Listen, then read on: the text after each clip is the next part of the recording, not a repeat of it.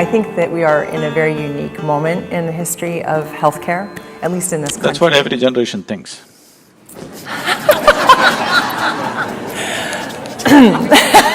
Well, let me give you some data points, maybe I can convince you.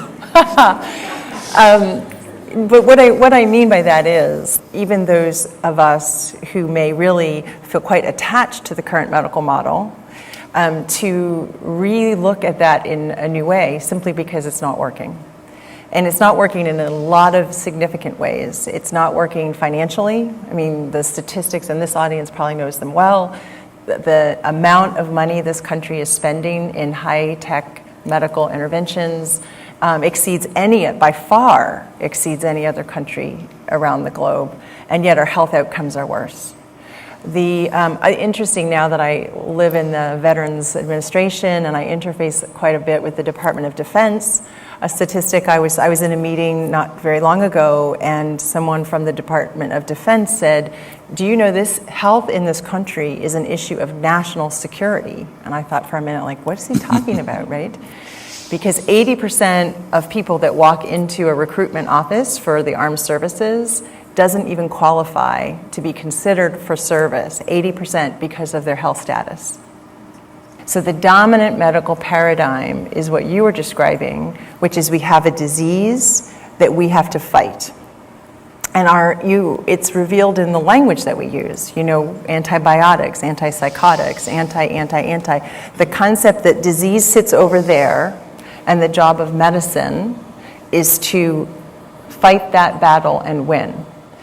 So this whole concept and this approach to modern medicine has come because you need to understand, when they thought of medicine, when they thought of developing some kind of medicine and a system of medical treatment, their problem was only with infectious diseases and contagious diseases. How to treat the plague, how to treat the smallpox, how to treat this.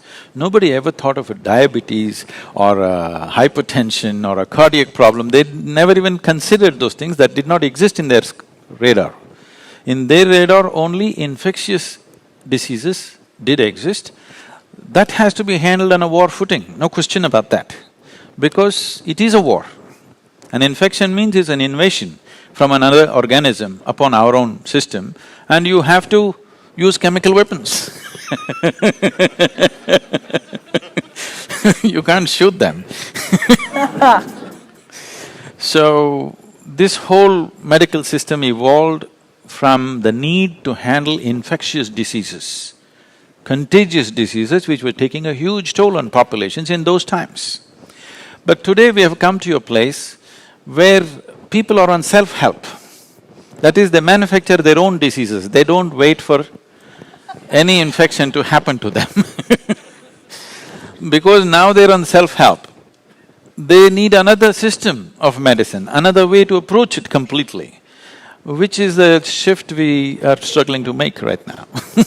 Well, now where we are, of course, is that the sciences have advanced. We have complexity theory and systems biology and quantum physics, but the medical model, the dominant medical model, again, I'm making gross generalizations, but the dominant medical model is still designed, our core competency is still designed on the find it, fix it approach, which is clearly failing. I mean, even in the chronic conditions in this country, we're not even holding our own. I don't know if you're aware of those statistics, but diabetes, hypertension, heart failure, they are all, the percentage of our population, obesity, the list goes on. Every single one of them across the board in our veterans and in our civilian population are increasing every year. So we're failing, and I believe that uncoupling and removing the boundary, shall we say, between medicine that has been held over here and health and spirituality and whatever labels we want to put on this over here. One response right now in this country is, even with Affordable Care Act, well, we have to focus more on health. So one response is, well, medicine will keep doing disease management over here, and then we can pay a little more attention and hopefully reimburse a little more for health optimization over here. I personally think, and then I want your thoughts on this, that's better than not including this, but the real opportunity is to remove the boundaries. These are not separate things. The mind and the body are not separate things. And in Western medicine, we're taught to diagnose and treat the diseases of the body, the diseases of the mind. But we have missed that the doorway to the health and healing of the body and mind is really, in my opinion, the heart and the soul. So how do we re-envision a future of healthcare where there aren't those boundaries? See, the ideal is one thing, and what we can do today is a different thing, okay? The ideal would be that we look at human well-being, not human health. If you consider human well-being as a composite subject and an approach, then you would consider what makes a human being complete and approach all of them together. That is the best way to do it. But today what can we do, if that's a question? We can only talk about, somewhere having a little… We can't marry them yet, we can only have a date. I kind of like to jump right in. The situation is not ready to simply get them together, no, because a lot more work has to be done, it's not going to happen in a short span of time. But we can start interfacing here and there. It is possible that hospitals can have a meditation center going within them, and it is possible meditation centers already generally have, but we can make sure that there's a little bit of health center out there. We can start having a little bit of a skirmish right now. Right now they're not ready for total union because in both the sides, there are too many opinions about each other. Largely, people are not looking at the whole health as such. They are trying to impart what they have studied or what they have grasped. It doesn't matter whether it addresses the whole humanity or the whole human being or not. So, that attitudinal change is not going to happen just like that. Till a day comes when medical education includes all these things, which may make it even longer than the way it is right now.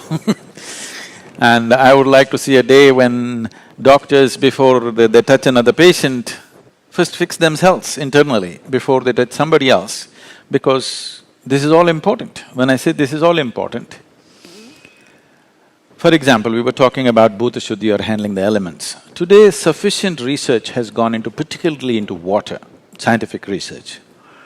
And what these scientists are saying is, water has memory. If you give it a thought, it remembers. If you give it an emotion, it remembers. If you give it a touch, it remembers. So, if elements have that kind of memory outside, you can change the quality of water just by touching it or with a thought or an emotion or a hand. There's a beautiful experiment conducted by a 12-year-old girl and a 10-year-old boy in India. What they did was, they read about this somewhere on the internet and they came home and they set up 2 glass pots of water. One room, same water in 2 glass pots. One room they go and express very loving emotions, they touch it, they kiss it, they hug it every day for 10 minutes. Another room they go and abuse it and express all kinds of negativity. Their mother was very concerned, I can't believe they have so much negative emotion in them. They're expressing it to the water. In 10 days' time, this water for which they were abusing and expressing negative emotion, it turned dark.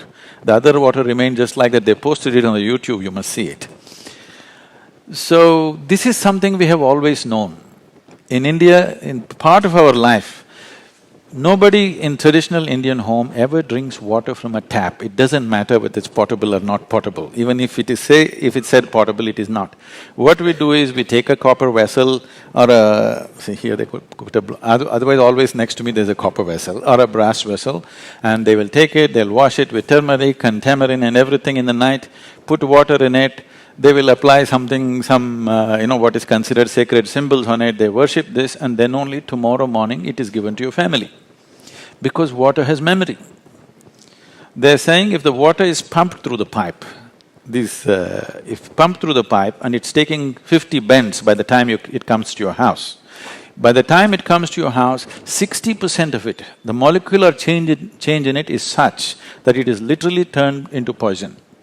But if you take it in your glass and hold it for about 20 minutes, it will undo itself. But just the forceful pumping, not contamination, just the forceful pumping is making the water in molecular structure in such a way that it's harmful to human health. So if you're doing that to the water, if you're treating this with all kinds of emotions and negativities and, all kinds of abuse to yourself and to others, the water here also behaves the same way. This is not new. Always every human being who lived on this planet with a certain connection with nature around him always knew this. So one of the things that we can do, particularly for people who are going to war and coming back, whatever, war is the most extreme situation that human beings can create by themselves. For other things, you need nature's help.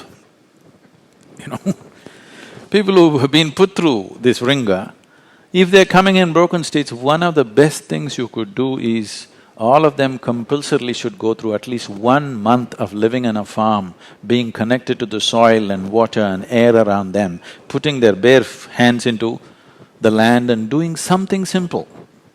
Just being connected. I must tell you this experience. We had a yogic hospital in our yoga center in India. We called it Yogic Hospital. We did not want it to grow too much because we don't want to turn into a hospital full-time. We are a spiritual center so we're keeping it low-key. Once when I came here, I spoke and a few doctors, American doctors who were interested, they traveled to India. They came and stayed there for 3 days and after 3 days, one of the volunteers came and told me all the American doctors are up in arms, they want to leave. I said, what happened? They said, it's best that you meet them, they're just off. Then I said, okay, and I went to meet them. Then I said, what's the problem? They said, you said there is a hospital. Where is a hospital? There is no hospital here. I said, right now there are about 60 and odd patients. I said, where is it? Their idea of a hospital is that there must be beds, you must treat sick well, and everybody should be… If you treat them so well, they will not want to become healthy. Where are the patients? I said, they're all in the garden, I put them to work. We give them the treatment and therapies and medication, but rest of the time I put them to work. Whatever they can do, they must do. Above all, they must sit and work barefoot and bare hands with the soil. Just being in touch with the planet, because you're just a drop of this planet, you're forgetting that. What you call as my body is just a piece of the planet, isn't it? If you lose connection with the source, will you not get disorganized? There are specific scientific ways of doing that. If you cannot do any of those things, at least just let them walk in a farm barefoot, work, do something, you will see at least 60–70% of them will just come out of their problems, just like that, just being in touch with this.